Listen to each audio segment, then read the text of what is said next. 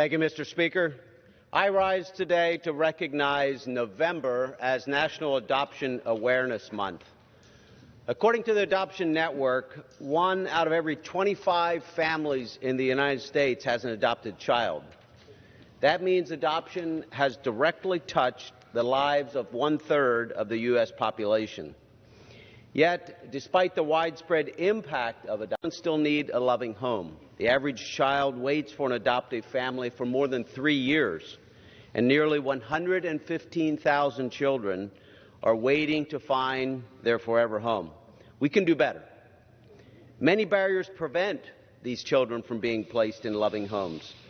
They include the high and often unpredictable cost of adoption, and families and birth mothers simply not having enough information about the option of adoption.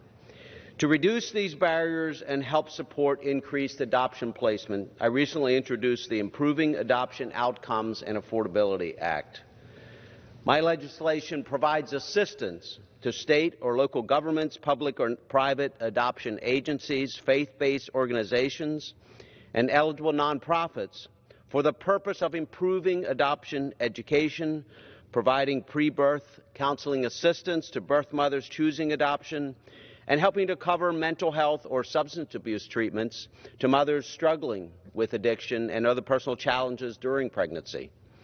Not only will this increased education and counseling improve the outcome of the adoption for both birth mothers and adopting families, but it will also provide more pricing stability to the overall fees that families pay during an adoption.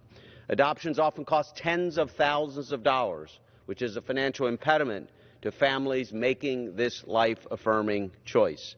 Injecting more price predictability into the adoption system may be the help that families need when making the decision to adopt. Last Congress, bipartisan legislation that I introduced to reduce known barriers for foster placement was signed into law.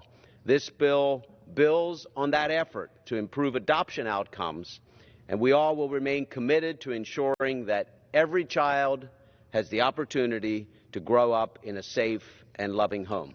Thank you, Mr. Speaker.